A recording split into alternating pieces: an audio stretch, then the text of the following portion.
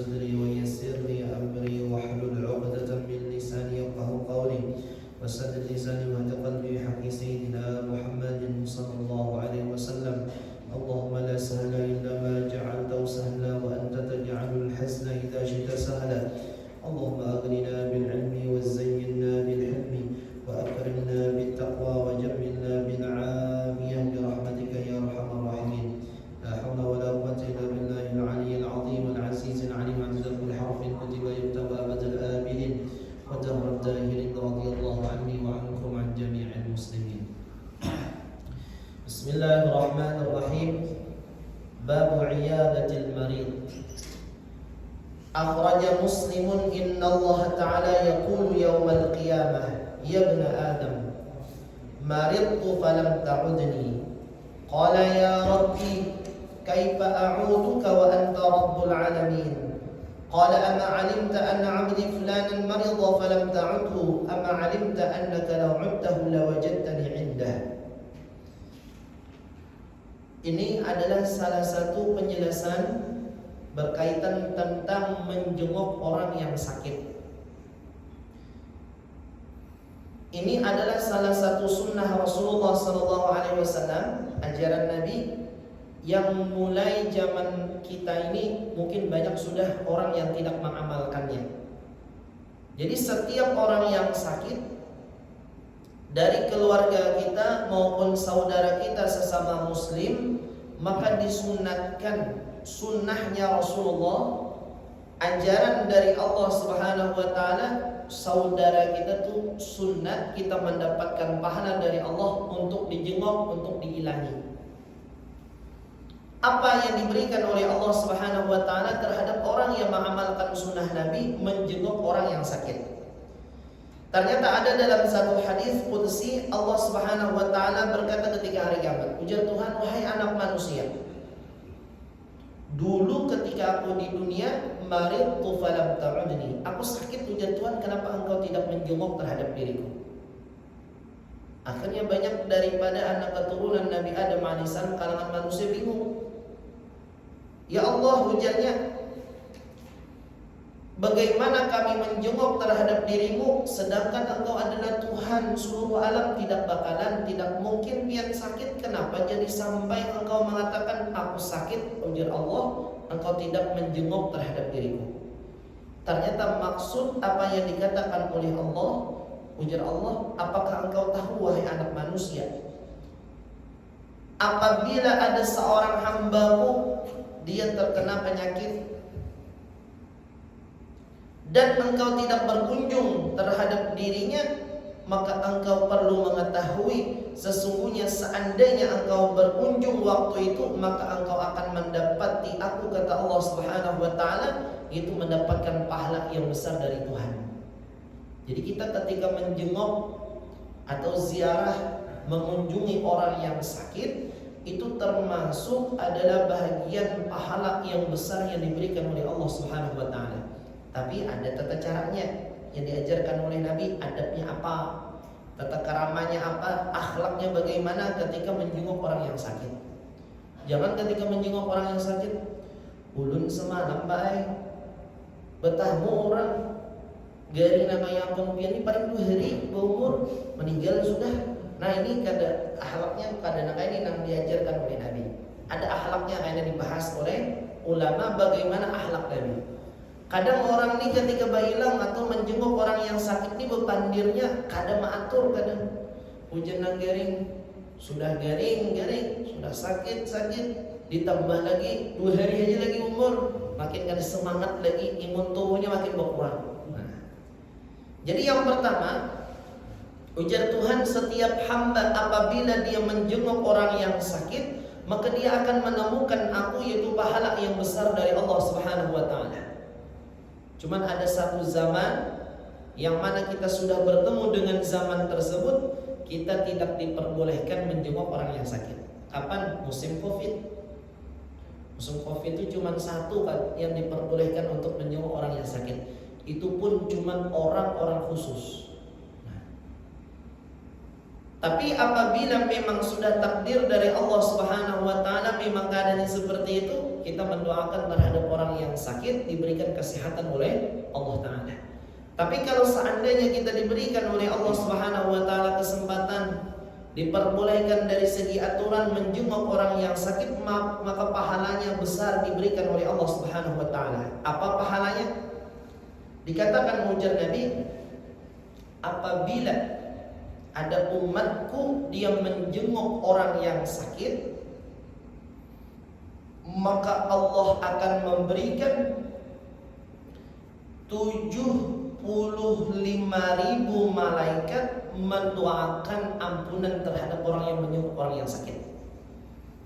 Jarang kalau kita bertemu pembahasan ulama yang membahas masalah menjenguk orang yang sakit, padahal ternyata fadilatnya besar. Ujar Nabi, Allah akan memberikan naungan dengan 75.000 malaikat yang mendoakan ampunan terhadap orang yang menjenguk orang yang sakit. Makanya pernah sahabat Nabi yang bernama Sauban Garing sakit. Ujar Nabi, wahai para sahabat, mana Sauban? Sudah beberapa hari aku kada melihat dengan Sauban. Karena memang sahabat Nabi ini ketika di kota Madinah, mereka bisa diketahui oleh Rasulullah siapa yang rajin, siapa yang misalnya tidak absen, siapa yang absen. Ketahuannya kapan? Ketika salat berjamaah di masjid. Ujar Nabi, wahai sahabat, wahai Sayyidina Abu Bakar, Sayyidina Umar, mana Sauban?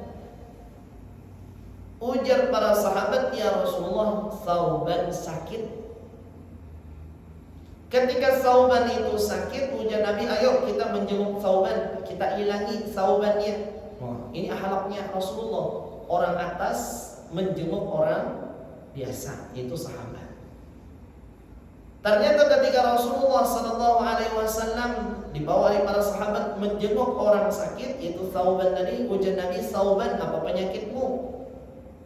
Apa yang engkau derita, wahai Sauban? Ujar Sauban, ya Rasulullah, yang ulun derita ini bukan penyakit biasa, tapi adalah penyakit pikiran. Apa penyakit pikiran wahai Sauban? Ujar Sauban, ya Rasulullah, yang ulun pikirkan ini adalah nasib ulun ketika di negeri akhirat. Apa ya wahai Sauban? Ujar Nabi. Ujar Sauban, ya Rasulullah, ulun memikirkan bagaimana nasib ulun ketika di negeri akhirat. Apakah masih bisa bersama dengan dirimu sampai ke negeri akhirat? Karena memang ketika itu di kota Madinah, sahabat-sahabat ini sangat senang, sangat cinta, selalu berdampingan dengan Nabi. Ada manusia yang mana para sahabatnya sangat suka dengan dirinya kecuali adalah Rasulullah. Jadi sahabat ini ketika di dunia sampai ke negeri akhirat tidak mau terpisah dengan Nabi. Malahan sahabat Rasulullah ini seperti Sauban, bagaimana nasibku ya Rasulullah ketika berpisah dengan dirimu ketika hari kiamat. Ujar Nabi, wahai Sauban, apa yang kau maksud? Ujar Sauban, ya Rasulullah, seandainya aku diberikan oleh Allah termasuk orang yang diistimewakan dimasukkan ke dalam surga, maka yang kupikirkan adalah surga apa yang diberikan kepada Sauban dan surga yang utama diberikan kepada Rasulullah. Nabi levelnya adalah derajat yang utama. Sedangkan ujar Sauban, aku ni ya Rasulullah derajat yang keberapa? Amalku memang menyebabkan aku masuk ke dalam surga, tapi beda surga yang diberikan Allah terhadap diriku dan dirimu ya Rasulullah. Kemudian ujar Sauban, ya Rasulullah, kalau seandainya dengan sebab aku hidup di dunia ternyata dimasukkan oleh Allah ke dalam neraka, semakin jauh aku tidak mungkin bisa bersama dengan dirimu. Ini yang kupikirkan, ujar Sauban. Akhirnya Nabi tersenyum. Ujar Nabi, wahai Sauban, kalau engkau cinta terhadap orang yang engkau cintai di dunia, maka seseorang beserta orang yang dia cintai di negeri akhirat. Jadi Sauban ini istilahnya di dalam hatinya itu tidak ada orang yang paling dicintai kecuali adalah Rasulullah SAW. Jadi memang Rasulullah ini mengajarkan kepada para sahabatnya dari kalangan muhajirin, Ansar, apabila ada yang sakit, Nabi adalah orang yang lebih dulu untuk menjenguk orang yang sakit. Ternyata fadilatnya 75.000 malaikat mendoakan ampunan kepada Allah Subhanahu wa taala. Jangan kawan nasihat, justru minum obat bahiraan supaya kamu garing, ya aku kau mamalahkan ilmu. Nah inilah yang kurang, yang muncul-muncul garing aja nanti jenguk. Kemudian ujar Nabi yang nomor 2, ada 3 hak orang yang beriman kepada Allah Subhanahu wa taala terhadap saudaranya. Kita ini bersaudara, sesama muslim diikat dengan iman kepada Allah Subhanahu wa taala, dan di antara orang yang beriman ini ada haknya. Dituntut oleh Allah, dicari oleh Allah. Ada 3 hak saudara kita dari diri kita. Arti hak itu milik dia yang diletakkan oleh Allah kepada diri kita, dan milik kita yang diletakkan oleh Allah kepada saudara kita yang beriman. Ada 3 haknya. Apa? Yang pertama ujar Nabi adalah iyadatul marid, menjenguk orang yang sakit. Jadi kalau saudara kita sakit, kita datang menjenguk walaupun 2 menit maupun 1 menit, berarti kita sudah menggugurkan haknya yang ada di dalam diri kita untuk ziarah kepada orang yang sakit, saudara kita. Kemudian yang nomor 2, setelah menjenguk orang yang sakit, haknya orang yang beriman kepada orang yang beriman adalah syuhudul janazah, menyaksikan proses jenazah. Dikafani atau disembahyangkan atau dimandikan atau dikuburkan. Ini sunnah. Dan pahalanya besar bagi orang yang menyaksikan proses jenazah, ma'atam, dari rumah ke masjid, ikut serta mensalatkan jenazah, akan diberikan oleh Allah 1 qirat. Berapa 1 qirat itu? 1 qirat itu pahala seperti gunung Uhud. Kita pengen mendapatkan pahala seperti gunung Uhud, ujar Nabi, salatkanlah salat jenazah saudaramu. Kalau ada daerah Martapura itu ketika terdengar salat jenazah, itu banyak orang-orang ini datang untuk mensalatkan salat jenazah. Memang pahalanya besar. Kalau daerah Tarim itu ketika pagi diumumkan la ilaha illallah Muhammadur Rasulullah sallallahu alaihi wasallam, itu berarti pengumuman orang yang wafat. Fulan bin fulan meninggal dunia. Wal izza, sedangkan takziah di rumahnya. Sedangkan salat nanti dikerjakan salat waktu asar di Jabana. Jadi orang ini ketika mendengar pengumuman di waktu subuh, itu sorenya datang ke masjid namanya Masjid Jabanah untuk mensalatkan salat fardu kifayah. Kenapa? Karena pahalanya besar.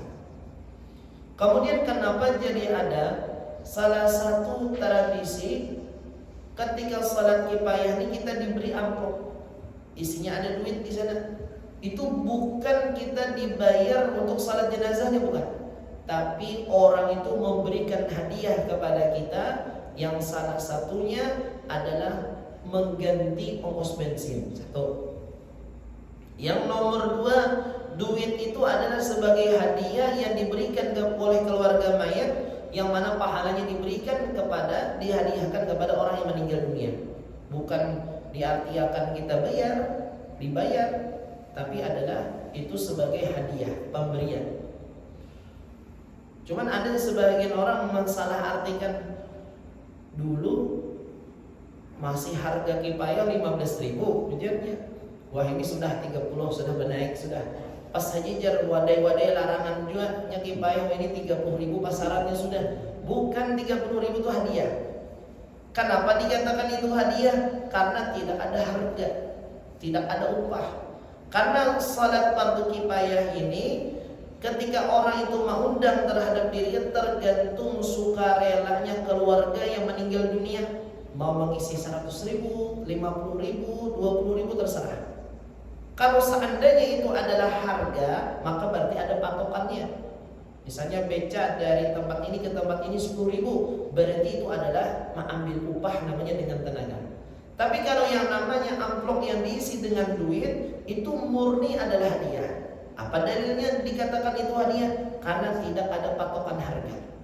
Ada kadang beri 50.000, kadang 30.000. Artinya apa? Orang ini sudah meninggal dunia, dengan harapan yang diisi duit itu diberikan kepada orang yang mensalatkannya, dengan harapan itu pahalanya diberikan oleh Allah terhadap orang yang meninggal dunia. Nah, itu tata cara ketika kita diberikan hadiah untuk mensalatkan salat fardu kifayah. Tapi kalau di Martapura ada. Di Martapura itu ketika salat zuhur dibawa ke Masjid Al-Karamah Martapura, disalatkan salat zuhur. Karena memang haknya orang yang meninggal dunia terhadap saudara yang beriman adalah syuhudul jenazah, menyaksikan proses jenazah. Jadi barang siapa yang menginginkan pahala satu qiraat, salatkan saudara kita salat fardu kifayah. Ujar Nabi, barang siapa yang mengiringi ikut serta membawa jenazah dari tempat disalatkan menuju tempat dia terakhir, yaitu dikuburkan, maka nanti mendapatkan satu qiraat lagi ujar Nabi. Akhirnya mendapatkan 2 qiraat. Salat 1 qiraat, kemudian ikut serta membawa jenazah ke kuburnya, maka mendapatkan 1 qiraat. Artinya 2 qiraat seperti 2 gunung Uhud yang diberikan oleh Allah Ta'ala. Besar pahalanya. Walaupun ini sebagian orang kadang tidak mengetahui fadilatnya. Dengan sebab apa? Dengan sebab dikira ini kada dapat pahala, padahal mengikuti orang yang membawa jenazah dari rumah atau dari masjid ke kuburnya itu sudah mendapatkan pahala yang besar dari Allah Ta'ala. Jadi yang pertama, haknya orang yang beriman kepada orang yang beriman adalah menjenguk orang yang sakit. Yang nomor 2 adalah menyaksikan proses jenazah. Yang nomor 3, tashmitul atis, menjawab orang yang bersin. Dengan satu catatan, apabila ujar Nabi dia membaca alhamdulillah. Wahid itu bahasa Banjar. Hadis alhamdulillah yarhamukallah. Jadi bila kita mendengar saudara kita dalam keadaan bersin dia membaca alhamdulillah, maka kita sebagai orang yang mendengar membaca yarhamukallah. Kemudian orang tadi bersin yang kedua, hadis alhamdulillah yarhamukallah. Bila wahid yang nomor 3, hadis alhamdulillah. Nomor 3 jawabannya bukan yarhamukallah, syafaqallah. Mudahan Allah memberikan kesehatan terhadap dirimu. Berarti ini salismaan nomor 3 dia.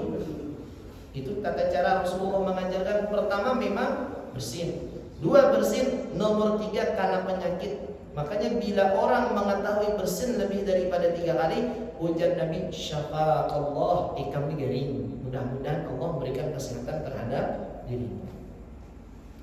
Ada salah satu marga qabilah atau yang masyhur PAM kalangan para habaib, namanya Al-Attas.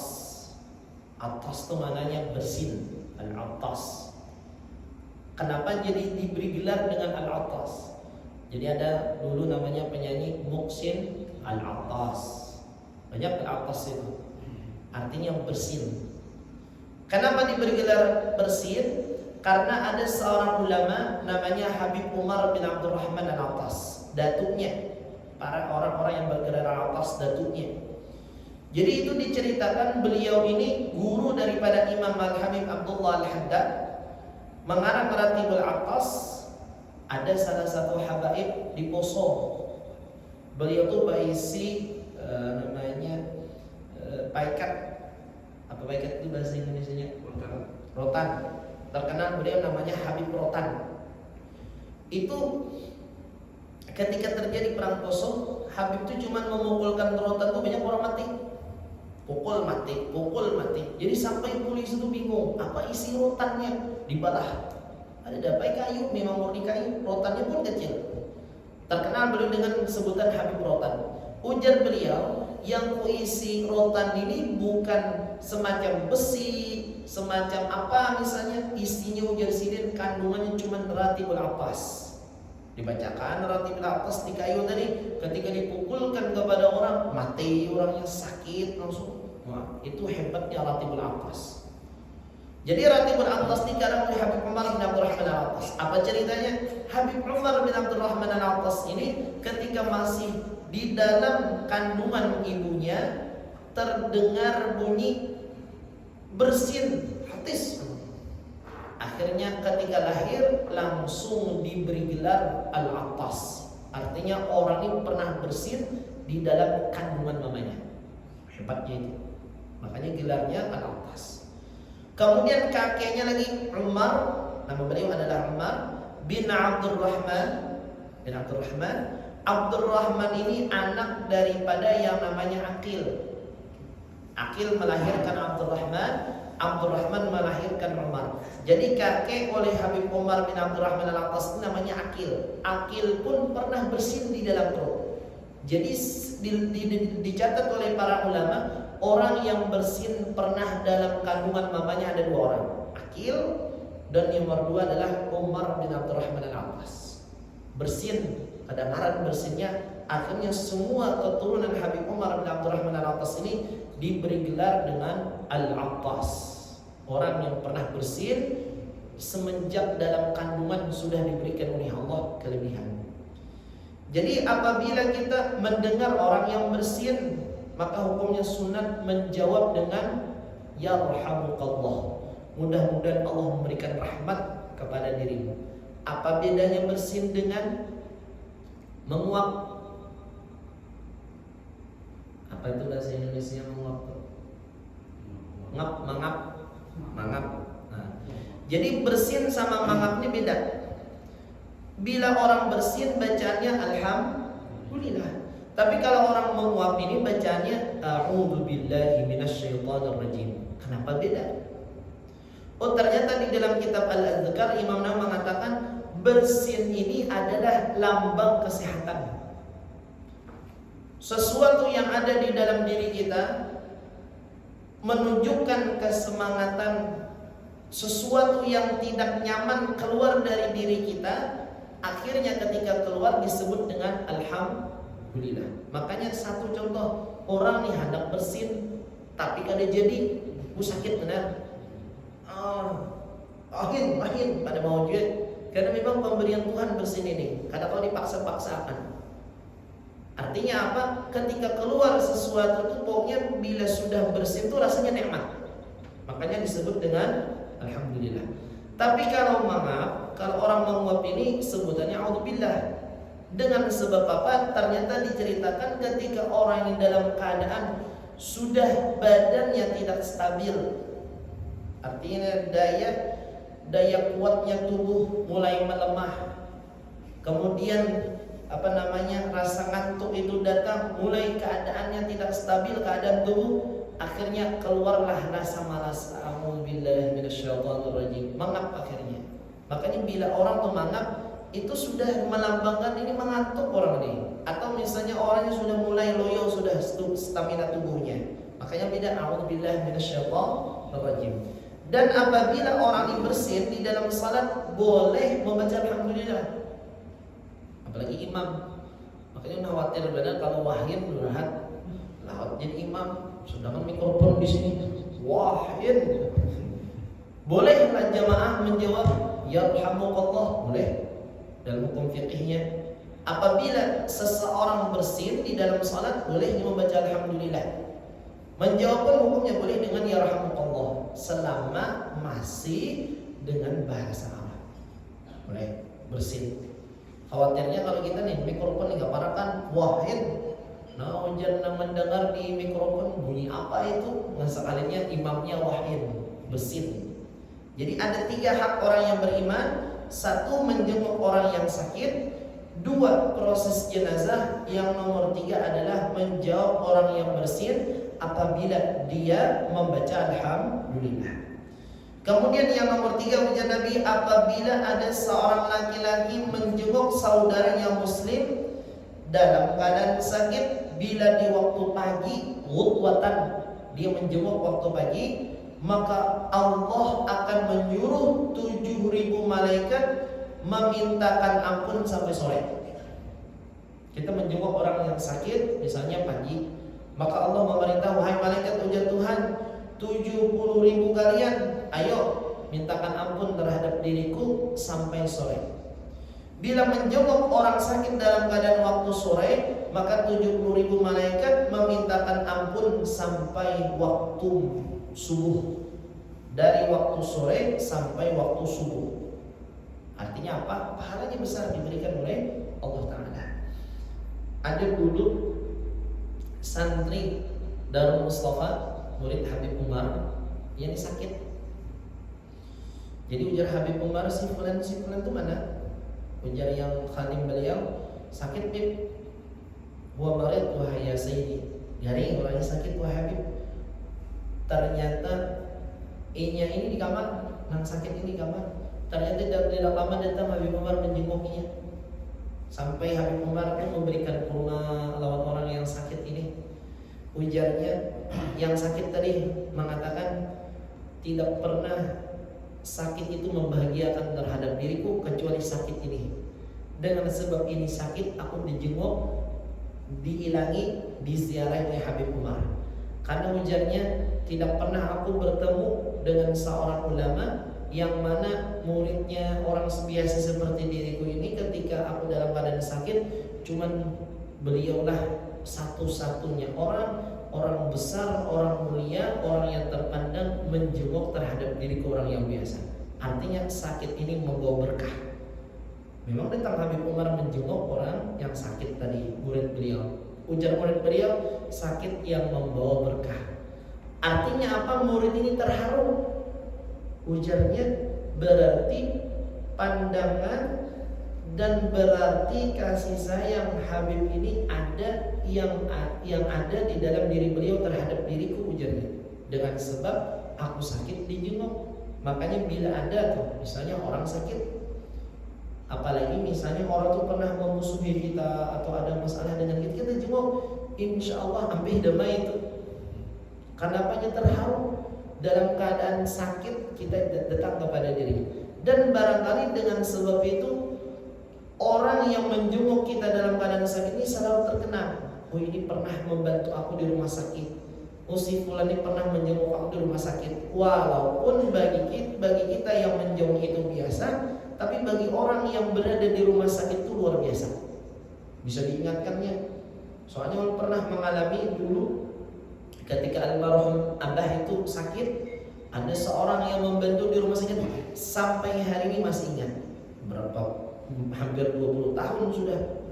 Padahal bagi kita yang melihat, bagi diri kita yang melakukan hal seperti itu biasa.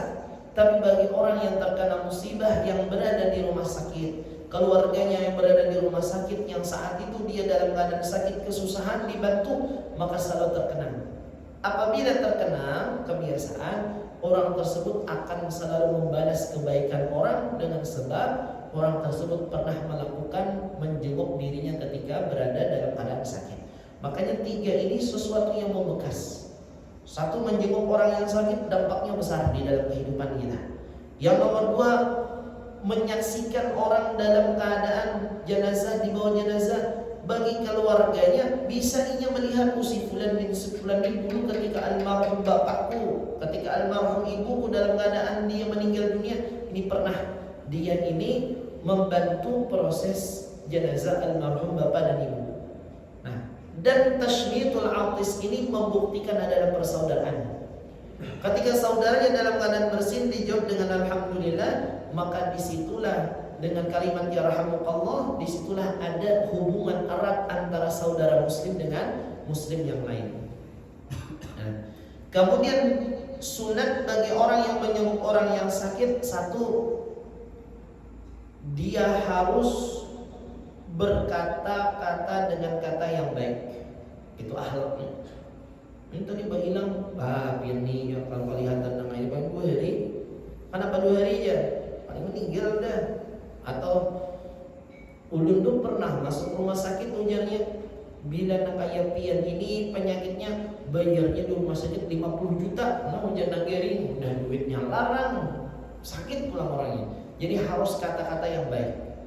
Jadi kalau misalnya ada kata yang keluar yang kurang baik, harus ditahan. Jadi akhlak bagi orang yang datang ke rumah sakit, entah menjenguk orang itu dalam keadaan sakit atau berbicara di hadapan keluarga yang sakit, harus diatur kata-kata. Jaga. Kenapa? Karena bisa kata-kata yang kita keluarkan ini menyebabkan orang itu dalam keadaan sensitif, bisa tersinggung dengan apa yang kita ungkapkan. Kemudian yang nomor 2, Dia harus memberikan semangat kepada orang yang sakit dengan mengatakan pahala orang yang sakit besar diberikan Allah Ta'ala. Jadi kita berikan motivasi, alhamdulillah pian sakit. Kenapa jangan alhamdulillah? Dengan sebab pahala orang yang sakit adalah pahalanya besar diberikan oleh Allah terhadap pian. Pian adalah orang pilihan. Kemudian yang nomor 3, bahwa dia mendoakan terhadap orang yang sakit dengan doa yang baik. Apa salah satu yang diajarkan oleh Nabi? La ba's, ujar Nabi, tahurun insyaallah. Kada apa-apa, pian sakit kada apa-apa, kastumat aja paling pian masuk rumah sakit, tahurun insyaallah. Mudah-mudahan pian setelah selesai sakit ini dosa pian diampuni Tuhan dan pian sudah bersih. Mudah-mudahan paling pian sehari 2 hari kita keluar dari rumah sakit. Walaupun tahu aja nih, kira-kira ini kada lawas lagi meninggal dunia, tahu aja sudah sendiri seorang nih. Tapi beri semangat kada bapak. Mudahan panjang umur pian, mudahan sehat, mudah-mudahan kayaknya kita bertemu paling pian sehari 2 hari keluar ya. Maksudnya sehari 2 hari keluar meninggal dunia maksudnya, bukan keluar dalam keadaan sehat. Tapi jangan sampai kita kata-kata yang menyebabkan orang tambah sakit hati, karena orangnya dalam keadaan terkena musibah. Ujar Nabi la bas, tanpa tahur insyaallah. Ujar Nabi suci insyaallah. Artinya dosa-dosa pian ini diampuni oleh Allah Subhanahu wa taala. Kemudian yang nomor 4, bahwa orang yang berkunjung terhadap orang yang sakit itu memberikan petunjuk terhadap dirinya dengan petunjuk yang baik. Misalnya, mudah-mudahan pian tahu salatlah ketika sakitna, bodoh misalnya bagaimana. Ada juga sebagian orang yang sakit itu ada yang membawa makanan, ada yang membawa minuman. Kebiasaan yang memakan yang meminum ini, yang tunggu yang minum makan buah, macam-macam buah datang. Pak menjenang garing, waktu aku kada garing ada dibawa-bawa ini buah yang banyak keranjang. Waktu sakit hujannya rahat nang ada kau memakan aja dibawakan. Itu banyak tuh istilahnya kita nih bawa makanan buah apa. Hujan nang garing ulun ada dibulihakan oleh dokter mau makan itu makanan. Kaina aja bila orang sehat hanya bawakan ini. Itu ujar nang jaga di rumah sakit, alhamdulillah makanan banyak hari ini. Akhirnya nang jaga dapat rezeki. Banyak makanan yang dibawa. Pokoknya apapun yang kita bawa itu lambang kita itu ada perhatian dengan dirinya. Entah siapapun yang memakan, entah yang menunggu memakan, entah orang yang sakit memakan, itu tidak menjadi soal. Tapi ada perhatian kita membawakan makanan atau minuman, membawakan tanda kita ini perhatian kepada orang yang dalam badan sakit. Biasanya bila kita tuh dalam badan sakit, kita selalu mengingat dengan orang-orang yang selalu memperhatikan kita dalam badan sakit. Nah, kemudian lagi ada dalam satu hadis Nabi mengatakan, ketika nanti di hari kiamat, apabila ada hamba-hamba Allah Subhanahu wa taala dia beralasan, ya Allah, ulun tidak bisa beribadah ketika di dunia. Kenapa? Ujar Tuhan, ulun sakit, ulun menderita bertahun-tahun ya Allah penyakit, jadi ulun tidak bisa maksimal beribadah kepada dirimu. Salat tidak maksimal, puasa tidak maksimal. Ulun berharap ya Allah keringanan di hari kiamat. Apa jawaban Allah? Ujar Allah, engkau wahai hambaku, engkau menderita satu penyakit, padahal ada satu hamba yang mana dia diberikan penyakit yang lebih berat daripada dirimu, tapi dia masih bisa beribadah kepadaku. Itu adalah Nabiullah Ayyub alaihissalam. Maka di dalam Al-Quran Tuhan mengatakan, inna wajadnahu sabiran ni'mal abdu innahu awwab. Kami menemukan Nabi Ayyub ini orang yang penuh dengan sabar. Sebaik-baik hamba adalah Nabi Ayyub, innahu awwab, dia itu adalah ahli ibadah kata Allah Subhanahu wa taala. Makanya para nabi dan para rasul, setiap mereka itu pasti ada sudah contoh yang dicontohkan oleh Allah kepada manusia. Adapun urusan sakit ini adalah Nabi Ayyub. Jadi Nabi Ayyub itu sampai beliau itu diberikan oleh Allah penyakit yang mana orang kampung itu harus mengungsikan beliau ke tempat yang jauh. Khawatir penyakit Nabi Ayyub ini penyakit yang menyebabkan orang lain bisa terkena penyakit itu atau menular. Ternyata istri Nabi Ayub yang beberapa orang itu mereka meninggalkan kepada Nabi Ayub. Istri meninggalkan beliau, anak sudah wafat dibunuh oleh iblis, kemudian harta habis, hasil panen habis, kemudian hasil ternak habis. Cuman satu harta Nabi Ayub, istri yang salehah. Jadi istri Nabi Ayub itu satu orang lagi yang selalu membantu keseharian Nabi Ayub alaihissalam. Jadi sampai dilihat oleh sang istri, sudah habis Nabi Ayub ini berisi harta. Ada lagi berisi harta. Setelah melihat sang istri ini, keadaan harta sudah habis, sedangkan keperluan makanan, minuman, keperluan hidup masih perlu. Ternyata istri Nabi Ayub ini terkenal, beliau ini mempunyai rambut yang indah. Akhirnya rambutnya itu karena di dalam diri ini kan ada lagi yang berharga. Istilahnya duit, kadang emas, kadang yang berharga salah satunya semuanya sudah habis, yang tersisa cuma rambut beliau. Akhirnya beliau datang ke pasar, dipotong beliau rambutnya dijual. Ketika datang ke rumah, wahai istriku, ujar Nabi Ayub, mana rambut indahmu? Ujar sang istri, wahai Nabi Allah Ayub, rambut ini adalah kujual di pasar karena kita tidak mempunyai apa-apa lagi. Ini adalah sesuatu yang berharga yang terakhir. Ujar Nabi Ayub, kalau engkau menjual rambut yang indah yang aku sayangi, ujar Nabi Ayub, nanti apabila sehat aku akan mencambukmu 100 kali. Bersumpah Nabi Ayub mencambuk. Ternyata diberikan oleh Allah Subhanahu wa taala, tetap setia istri tadi merawat Nabi Ayub berhari-hari, berminggu-minggu.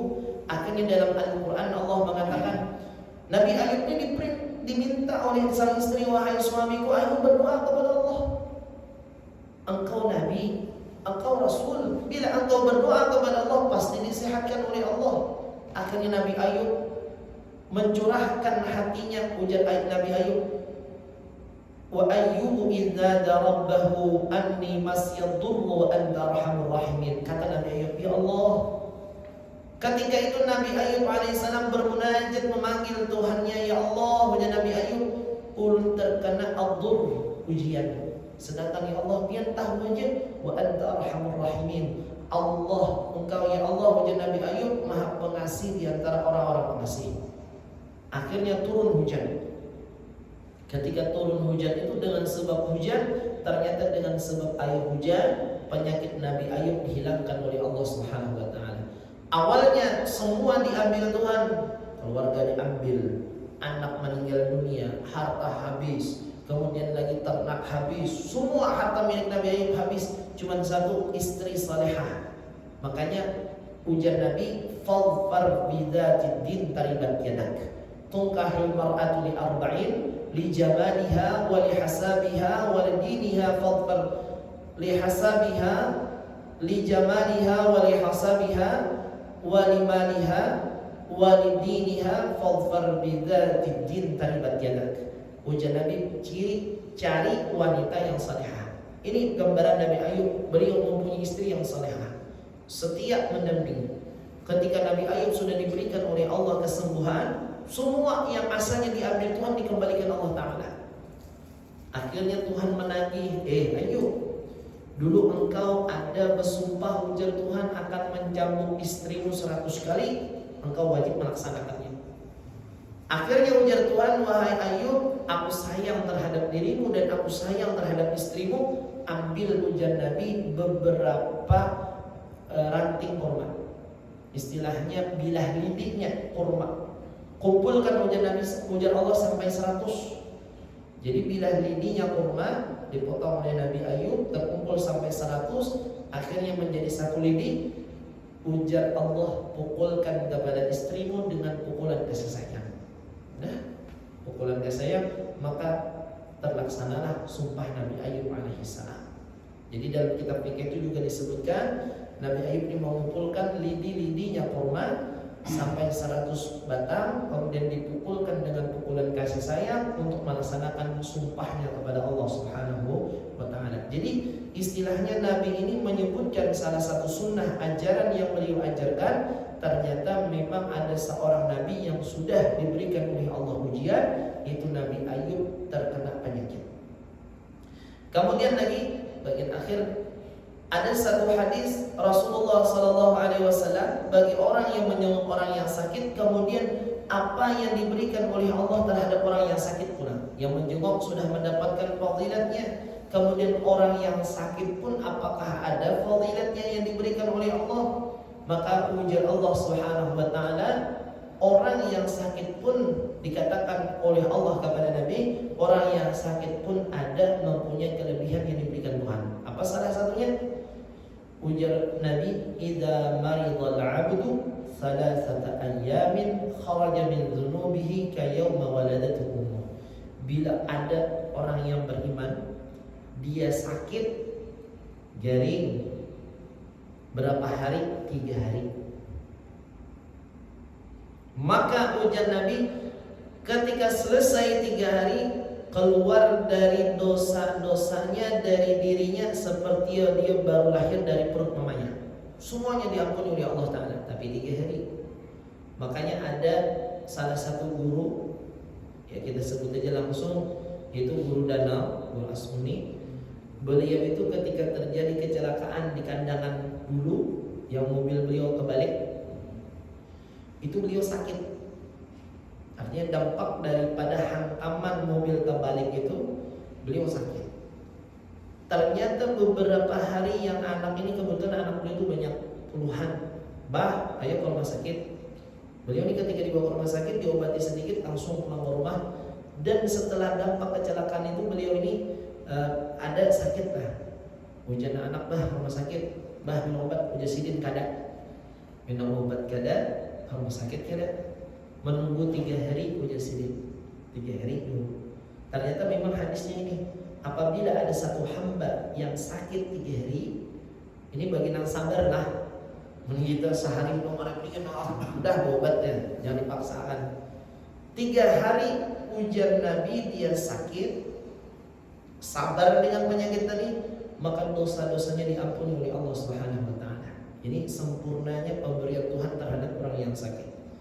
Kemudian hadis yang selanjutnya, apabila sakitnya pang sudah sakit kepala ringan, migrain atau demam, la yazali bil mu'min, Nabi senantiasa terhadap orang yang beriman, wa inna dzunubahu mithlu uhudin. Dan ternyata satu hamba yang sakit kepala, sakit demam, penyakit ringan, dosanya seperti gunung Uhud. Fama yad'alihi, maka 2 penyakit itu tidak akan membiarkan dosa tersebut. Maka wa alaihi min dzunubi mithqal habatin min khardalin. Sekalipun nang asalnya gunung tadi bersih sudah, tak sisa seperti biji sawi. Nang 2 penyakit tadi kadari Allah, kecuali semua dosa hamba yang terkena penyakit kepala dan demam semuanya diampuni oleh Allah Ta'ala. Jadi sakit nangkanya sakit kepala, demam, berarti ini 2 cara sakit kepala dan demam untuk menghabiskan dosa kita kepada Tuhan. Sekalipun seperti gunung Uhud, dosa kita kepada Allah, 2 penyakit ini tidak mau membiarkan, walaupun seandainya tersisa naga biji sawi, ya Allah kami kadari Allah lagi, kecuali dosanya sudah diampuni berataan. Ini istimewa orang jadi. Banyak orang sakit ini nggak ada ulah-ulah. Aku lihat anak garingnya jauh ininya, fadilatnya genang, ada pada ulah. Memang kita ini di dalam hidup pasti kadang dalam 1 tahun, kadang 2 tahun ada sakit. Tujuannya adalah untuk menghapus dosa kita kepada Allah Subhanahu Wa Taala. Allah Subhanahu Wa Taala alam. Insyaallah minggu depan kita akan membahas masalah sakit. Yang ada hadisnya banyak. Semoga kita mendapat yang ilmu yang bermanfaat, segala dosa-dosa kita diampuni oleh Allah Subhanahu Wa Taala, dan mudah-mudahan segala hajat kita dikabulkan oleh Allah, dan mudah-mudahan kita dimatikan oleh Allah dalam keadaan husnul khatimah. Amin ya rabbal alamin. Bila hadratin Nabi Al-Fatihah.